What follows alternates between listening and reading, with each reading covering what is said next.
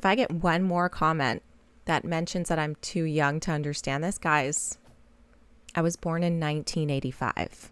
Not too young. I'm not 20 something. I'm not 30 something. 40 years old, okay? Stop it.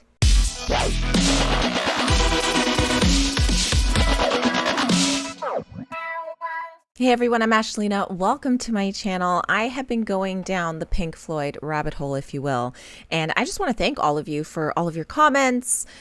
Not all of you, some of you for all of your comments. A lot of you have been really nice. Now, I'm going to be completely honest because that's what this channel is about. I'm very honest. I'm very blunt. Listen, my musical taste may not be the same as yours, and if you're not okay with that, you got to look within, bud. You got to look within. Regardless if you want me to continue this journey or not, I'm going to because I'm fascinated by this band. I had no idea what Pink Floyd sounded like. I just knew of Pink Floyd, right? So I've listened to Comfortably Numb first. Then I got into Shine On You Like a Crazy... Shine bright like a diamond.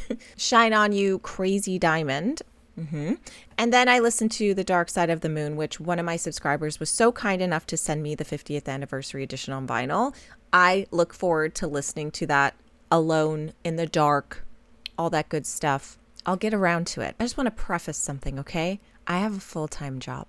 I work a corporate job, 9 to 5. I also am a mom, okay? So I don't have a lot of time to do a lot of things. And when I do have time, I'm either filming for YouTube or at the gym. So my favorite comment so far was, I should get a real job. I have one. This is a hobby. I don't get monetized off of Pink Floyd music. So if you do want to support my channel and help my channel grow, Patreon is the way to go. Today, I'm going to be listening to the album Wish You Were Here. A lot of people have told me that that would be more of my vibe, which I'm down for. I do want to listen to The Wall, so I will be doing that next, unless, God forbid, the whole crew of Pink Floyd come at me and tell me to listen to something different. I'm listening to the fans. The fans know.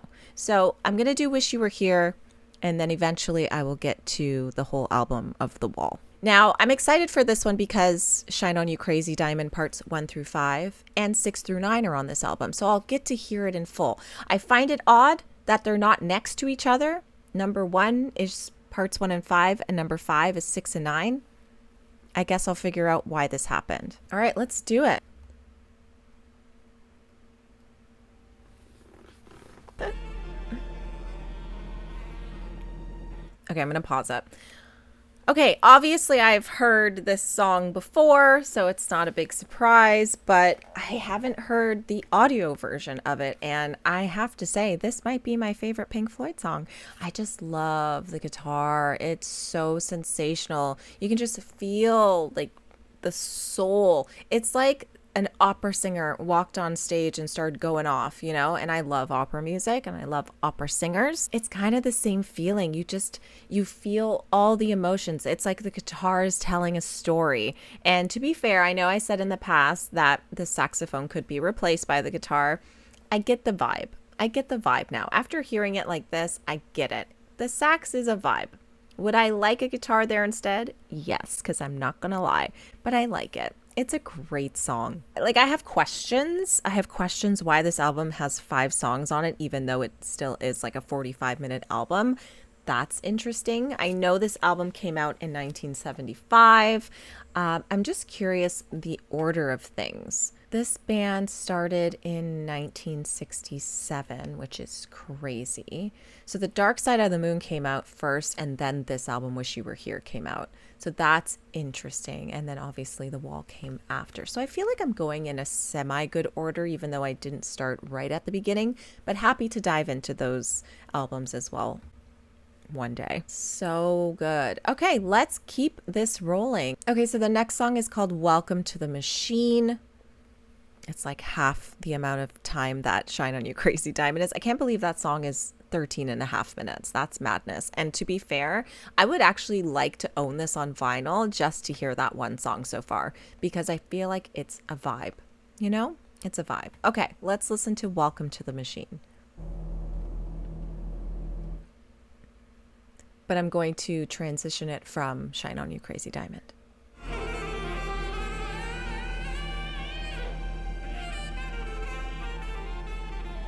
The sax just kept on going. Like he was not done. The sound, though.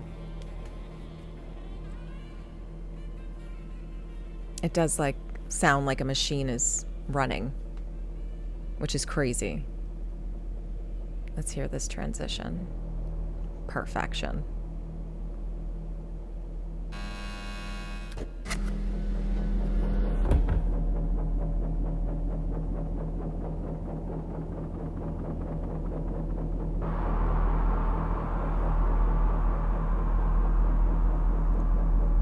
I'm a little scared. Oh, Jesus.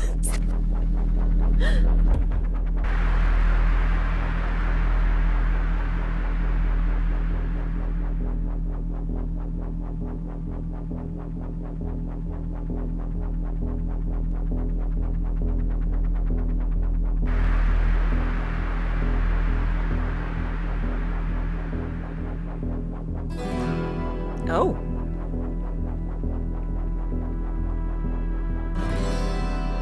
Oh.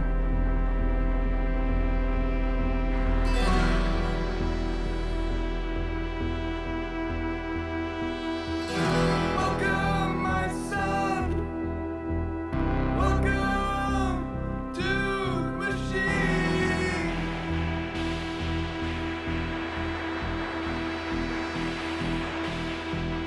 Where have you been? It's alright, we know where you've been.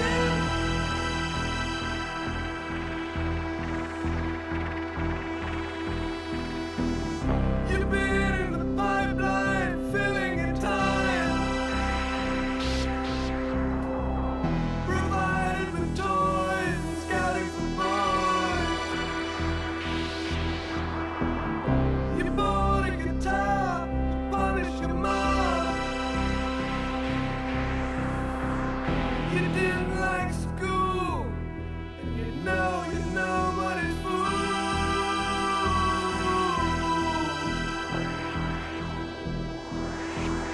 So welcome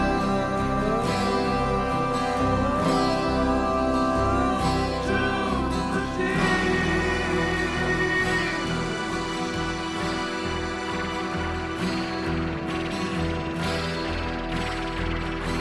The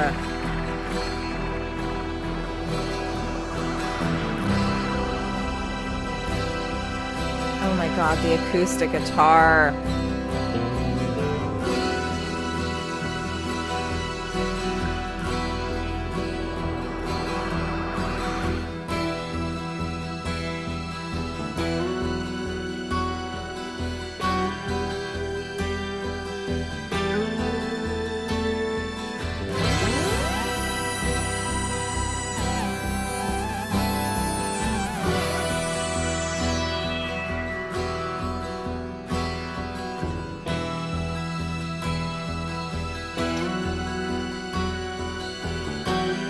Oh my god, it's so pretty.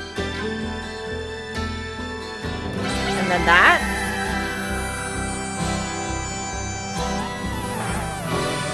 Jesus.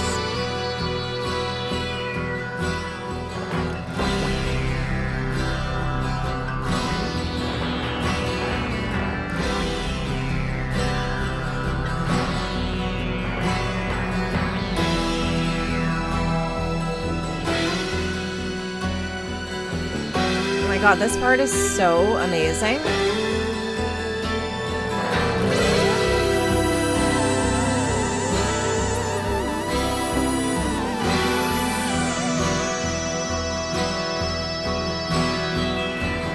welcome, my son.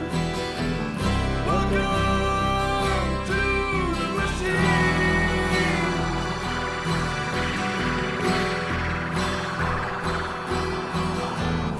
What did you dream?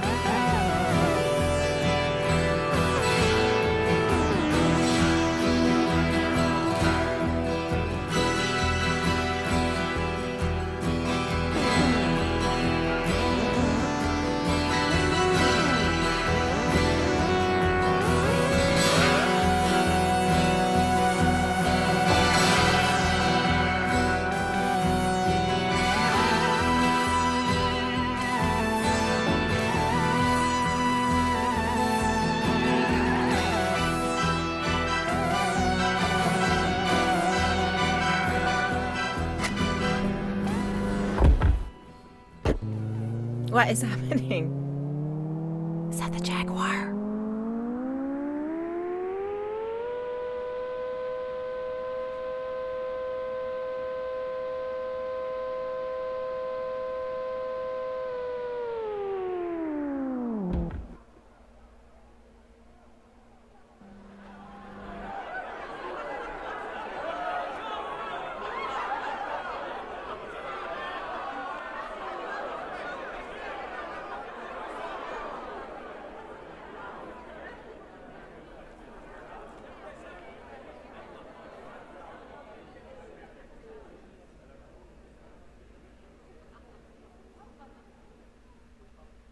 Okay, I'm gonna pause for a second.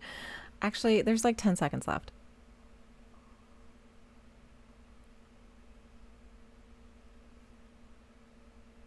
Okay, it seems like it's dead space, so I'm just gonna pause. If I'm pausing at the wrong times, my apologies. Never heard this song before. I don't know what to say about this. The harmonies are so delicious. The builds are so gorgeous. The synths scare the shit out of me. I'm not a synthy girl, okay? I feel like, and don't hurt me, I feel like if this song was just acoustic, it would be like a dream song for me. But there's a lot happening in this song. There's a reason for the experimentation of it all. I get it. I am an acoustic guitar girl. I know I've told you guys I love guitar solos and things like that. Don't get me wrong, I'm a guitar girl in general, but the acoustic guitar, once I hear that first strum, my heart is taken. I play acoustic guitar. I know I have an electric here, but it's not mine. It's my husband's, and he doesn't really play it. But I own 3 acoustic guitars. One is just this one that was signed by all of our wedding guests. It's just for show. But I do own what the fuck is that? A Crafter? Don't ask. It was my second guitar, and I was very young. And now I own a Fender Acoustasonic, and it is the piece de resistance. You know what I mean? Anyways, this song, absolutely gorgeous. There's a lot going on in it that I would prefer it didn't, but I get why it did for when it came out. I get it. They were experimenting. There's a lot going on. Now, the way I took this song was, and I could be completely wrong because I don't know what it's about, is kind of like welcoming your child into the world. Like, welcome my son, welcome to the machine, which is like this life. Where have you been? It's all right. We know where you've been. You've been in the pipeline.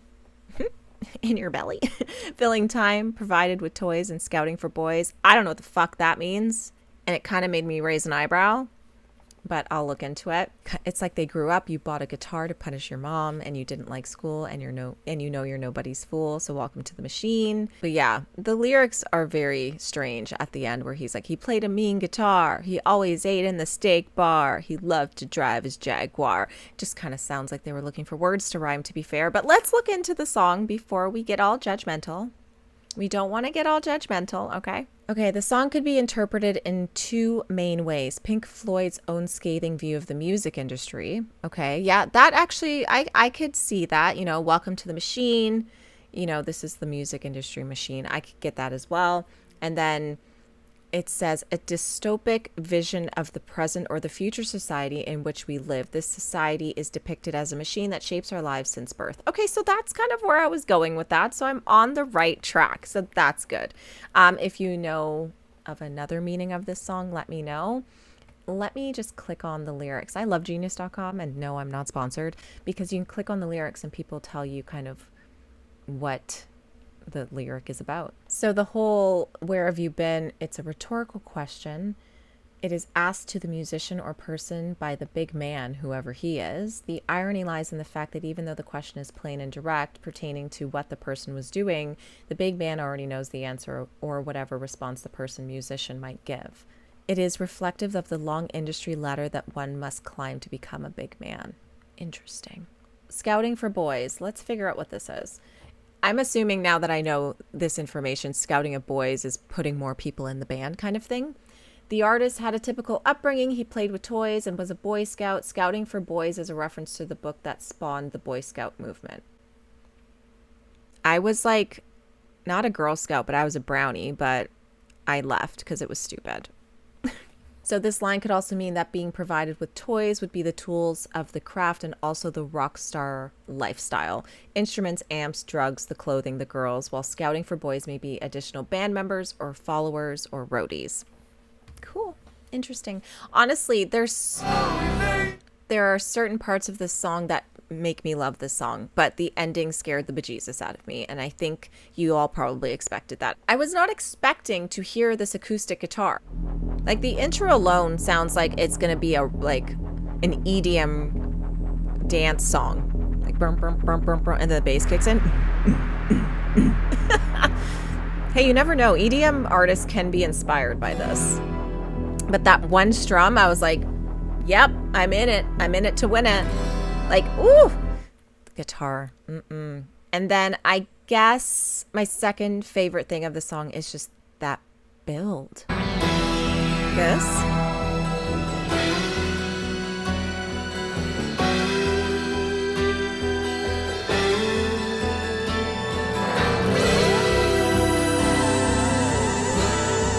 The build is beautiful, but the synths are so wild. They're wild.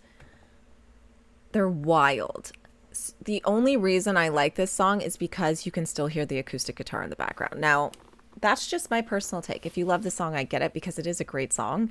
But that's a lot of stuff happening. It's a lot. It's a lot. And the ending, I don't understand really, like the whole, you hear the car speed off and then you just hear a group of people chatting. So let's listen to the last 5 seconds and go into the next song, which is Have a Cigar. Okay. I know nothing about this song either.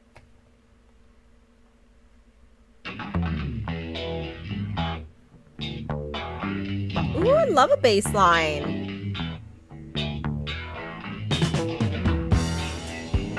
Oh, it's slower than I thought it was going to be.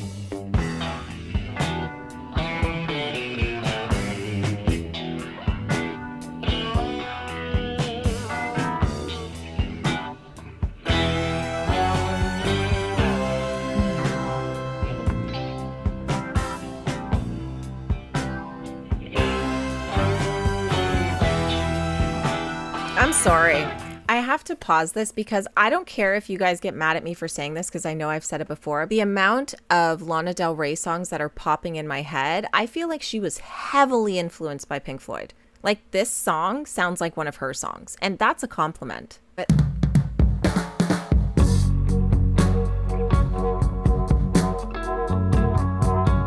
like, does that not give you kind of a Pink Floyd influence? But notice that there are no synths. Obviously, Pink Floyd was around first, but like, kudos to her for being influenced by this band, if that's the case. Okay, let's re-listen to Have a Cigar.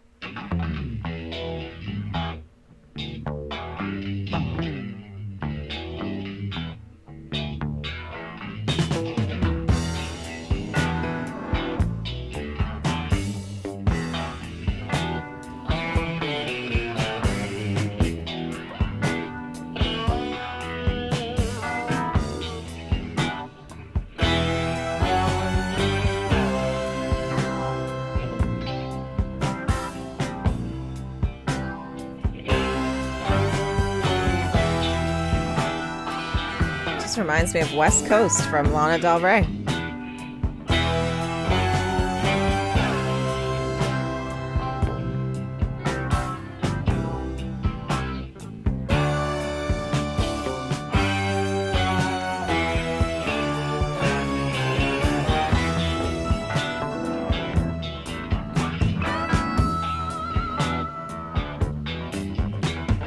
Come in here, dear boy, have a cigar. You're gonna go far.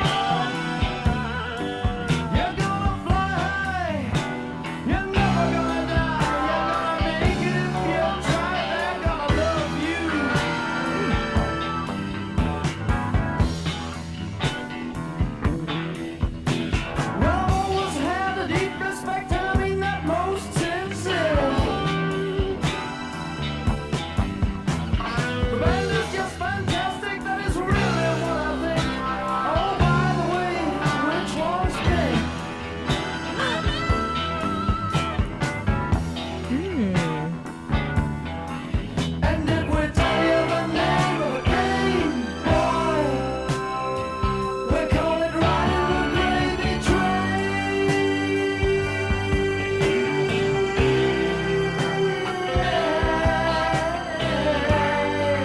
Beautiful vocals.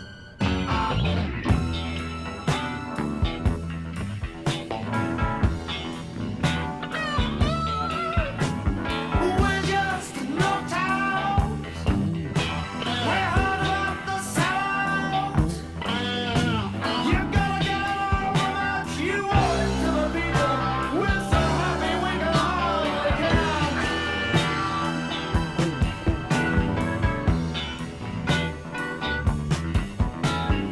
Everybody else is just greed. Ooh. Have you seen the chart? It's a hell of a start. It could be made into a monster if we all pull together as a team.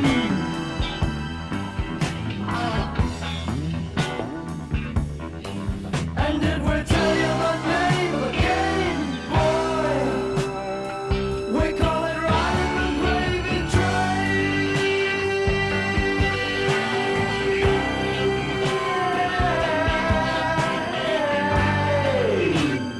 Love that.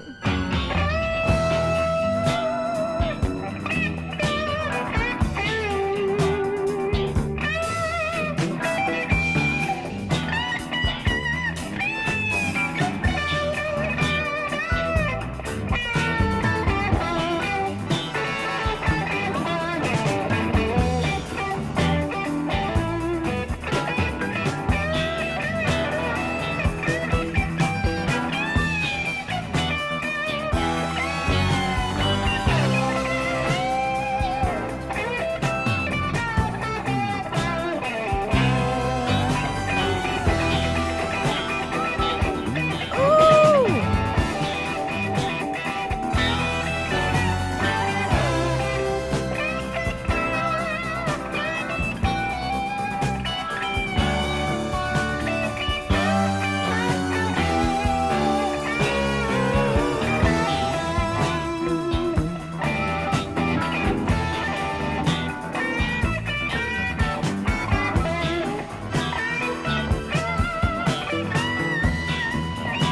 Yep.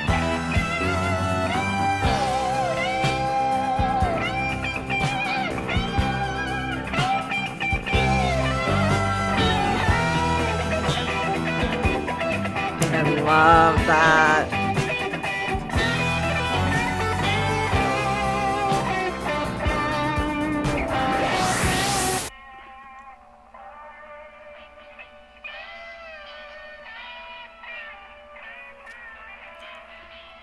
Ooh.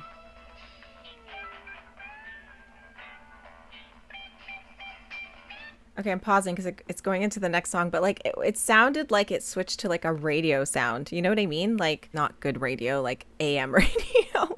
That was so weird and unexpected. It freaked me out because it was just this rush of noise and then the audio just disappears from your left ear and stays in your right, which is odd.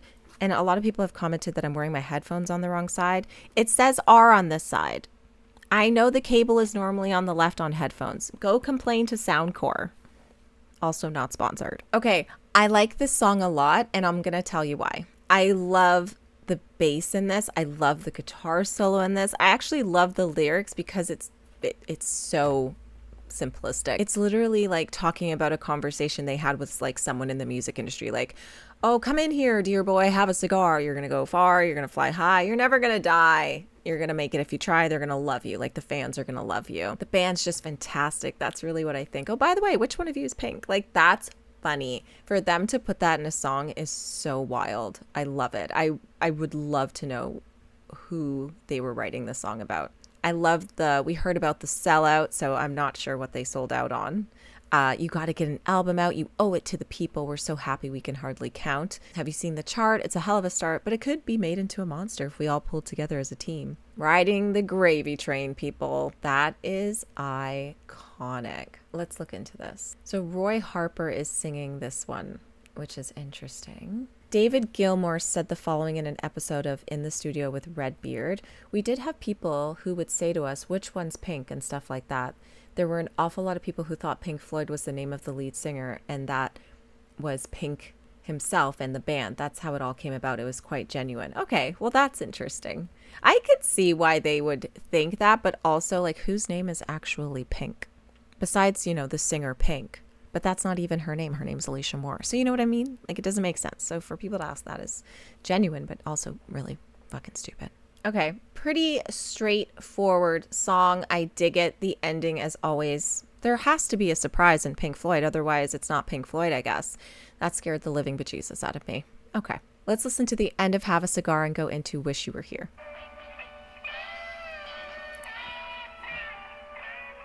The fact that it just removes itself from my left headphone is so irritating, but I get it. It's just weird. Okay, Wish You Were Here. Radio, see? I know what I'm talking about.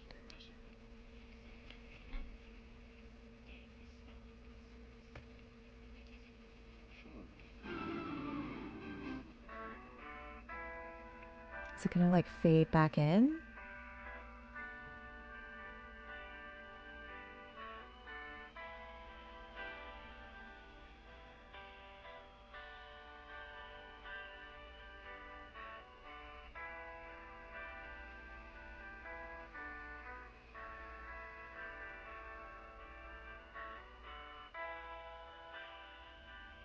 Oh my.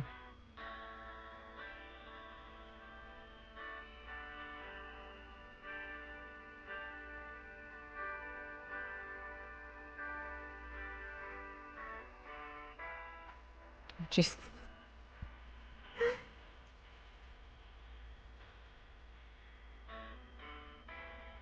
Is he like playing along with the radio?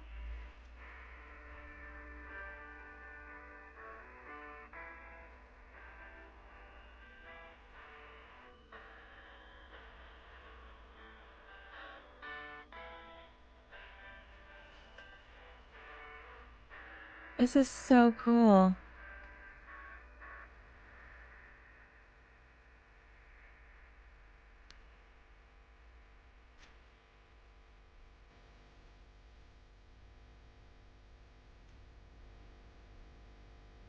Mm.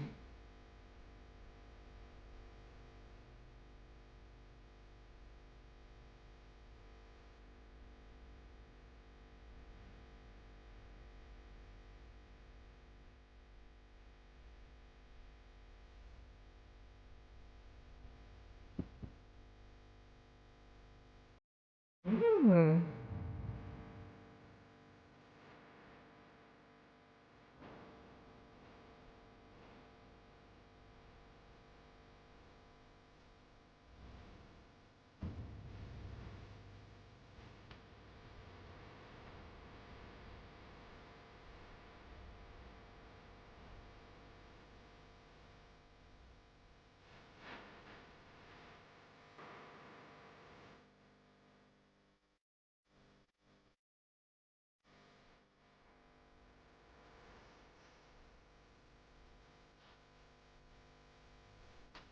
Mm.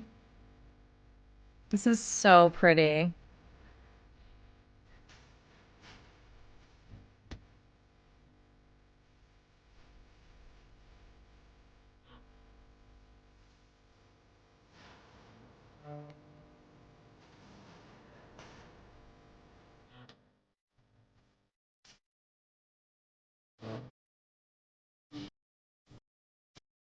The bill.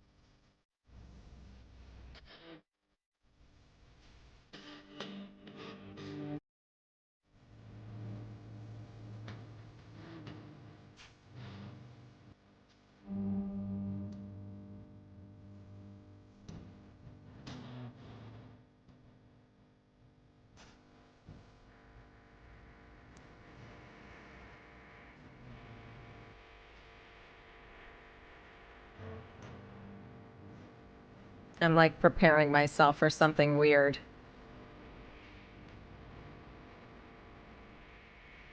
Is that the wind?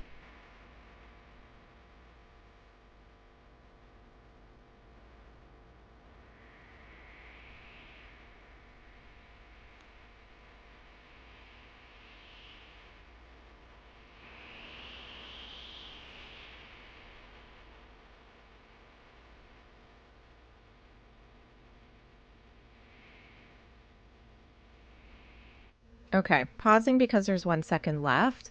This song is phenomenal. Okay, if you haven't listened to City and Color, you should, because I feel like this song in particular just reminds me of City and Color. I think Dallas Green, City and Color, is heavily influenced by Pink Floyd. I'm sure he was. And this song just sounds like inspo for him. And I love this song so much. I think this song is beautiful. The acoustic guitar, obviously, it has my heart. I love the lyrics. I just think it's so good. And it's like the least weirdest Pink Floyd song I've ever heard, which is shocking. I was expecting something crazy to happen. And this was the first song where nothing really surprised me. There wasn't a lot of synthy stuff, which is nice for a change. But overall, I feel like this song could probably take my first spot for my favorite Pink Floyd song. I just think this is absolutely stunning. I love the lyrics so much. Wish You Were Here is the title track, and the song's lyrics encompass writer Roger Waters' feelings of alienation from other people, drawing particular inspiration from his old friend Syd Barrett, the founder of Pink Floyd, who left the band due to mental health issues. The song forms part of a concept album focusing on the absence and disenchantment with the music industry. The song reflected the feeling of the band while they were recording the album. Waters felt they were not putting in a full effort into recording sessions. When this song starts, it sounds like it's coming from an AM radio somewhere in the distance. It represents the distance between the listener and the music. At 42 seconds, you can also hear Richard Wright cough. When he heard the song later, it inspired him to quit smoking. Wow. So this was a rare case of the Pink Floyd primary songwriters, Roger Waters and David Gilmour, mutually collaborating on a song they rarely wrote together. Gilmour had the opening riff written and was playing it in the studio at a fast pace when Roger Waters heard it and asked him to play it slower. The song built from there, with the pair writing the music for the chorus and verses together and Waters adding the lyrics. The keyboardist Rick writes about Syd Barrett showing up in the studio while they were recording the song. He said, "He stood up and said, 'Right, when do I put my guitar on?' And of course, he didn't have a guitar with him. And we said, 'Sorry, Syd, the guitar's all done.'" Oh, no. That's so funny. Okay, this song is gorgeous. I have nothing bad to say about it. I'm very curious about the transition into Shine On You Crazy Diamond, parts 6 through 9. So let's get into it.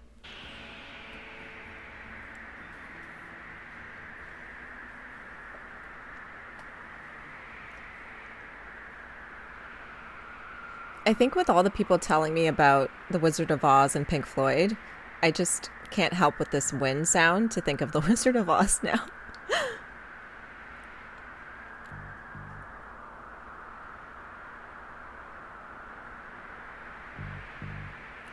Bass, bass.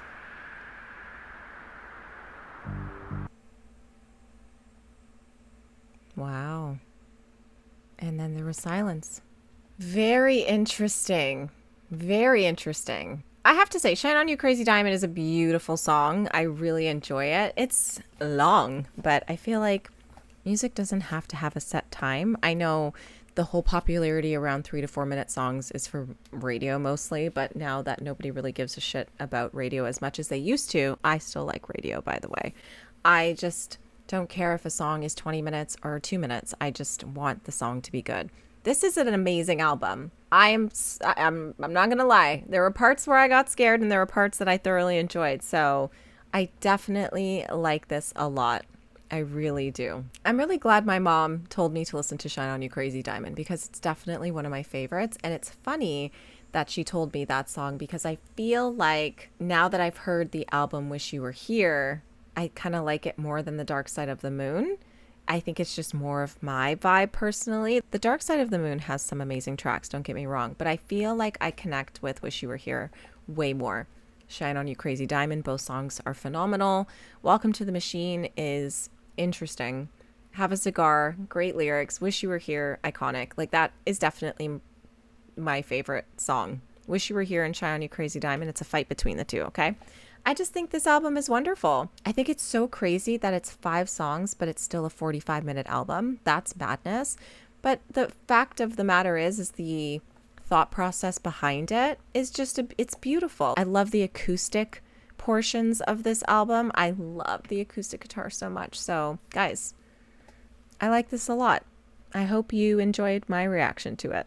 I'm not going to lie, the end of Shine On You Crazy Diamond parts 6 through 9 could literally put me to sleep. And I say that in a really good way because I am the type of person who can't fall asleep to any noise, any sounds, anything. I'm a light sleeper, but the ending of that just put me in such a cozy, chill mood. Like I had the leg up, I was swaying in my chair. I was like, this is so relaxing. It's a good song. Well, thank you guys so much for watching this. Hopefully it doesn't get blocked. And if you're watching this on Patreon because it's only available here, hello, my patrons, and thank you for supporting my channel. I want to talk to you guys about my vinyl of the day because I believe sharing music is a form of love. Let's see. I don't want to scare the Pink Floyd fans. Yes, Dark Side of the Moon is there. Don't worry. Let's talk about The Neighborhood. I just got this on vinyl. This has been on my wish list on Discogs for a lifetime, probably since I first got Discogs, which was a couple years ago, I think. I don't know any other album from this band except this one, but I think this is just such a beautiful album. It's very chill, it's very calming, it's very beautiful. So if you get a chance and you like it, awesome. And if you don't, that's okay too. We all have our different tastes in music. But yeah, I love every single song, so just start from the beginning and work your way to the end. And let me know your thoughts. Love this band. I'm sure they have other great music too. I just haven't had the chance to check it out. Well, that's that. That's a wrap, and I'll see you guys in my next video.